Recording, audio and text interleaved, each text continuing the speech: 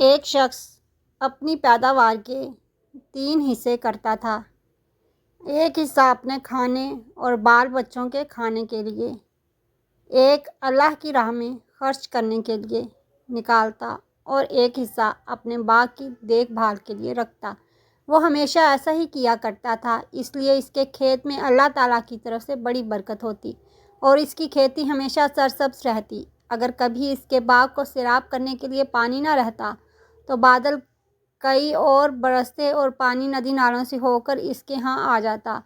ایک مرتبہ کا واقعہ ہے، ایک آدمی جنگل میں سے جا رہا تھا۔ اچانک اس کے کان میں آواز آئی کہ کوئی آدمی بادلوں سے کہہ رہا تھا کہ جاؤ اور فلاں کے باغ کو سیراب کر دو۔ بادلوں کو حکم دینے والے شخص نے باغ کے مالک کا نام بھی لیا۔ چنانچہ وہ بادل وہاں سے ہٹ کر ایک پتھریلی زمین پر خوب موسلا دھار بارش برسائی اور وہ پانی بہہ کر ایک نہر میں جا پہنچا۔ وہ نہر اس آدمی کے باغ میں آتی تھی۔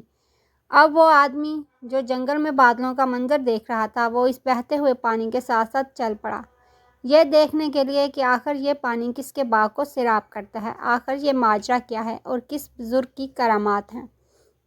وہ آدمی نہر کے کنارے چلتا ہوا اس باغ تک جا پہنچا اور نہر سے ہو کر اب یہ پانی نالوں کے ذریعے اس کے باغ میں آنے لگا اور باغ کو سیراب کرنے لگا۔ اس باغ میں ایک بزرگ پانی کو ادھر ادھر بکھیر رہے تھے تاکہ پانی پورے باغ میں پھیل جائے۔ اس راہ گیر مسافر نے ان سے دریافت کیا کہ حضرت آپ کا نام کیا ہے؟ اس بزرگ نے وہی نام بتایا جو اس مسافر نے بادلوں سے سنا تھا۔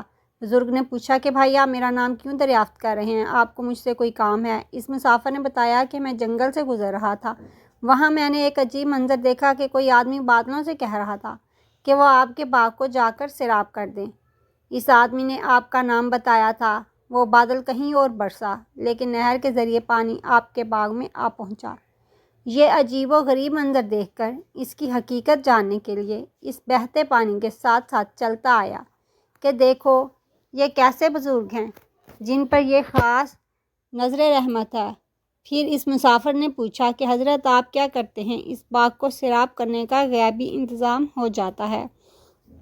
اس پر ان بزرگ نے بتایا، اس باغ سے مجھے جو کچھ بھی ملتا ہے میں اس کے 3 حصے کرتا ہوں۔ ایک حصہ اپنی اولاد کے لیے، ایک حصہ اللہ کی راہ میں خرچ کرتا ہوں اور ایک حصہ اس باغ کی دیکھ بھال کے لیے۔ اس لیے جب بھی میرے باغ کو پانی کی ضرورت ہوتی ہے، جو قدرت کی طرف سے اس کا انتظام ہو جاتا ہے۔ عزیز دوستو، سچ ہے جو اپنی حلال کی کمائی کا کچھ حصہ اللہ کی راہ میں خرچ کرتے ہیں وہ کبھی رائیگاں نہیں جاتا۔ بے شک اللہ بہترین بدلہ دینے والا ہے۔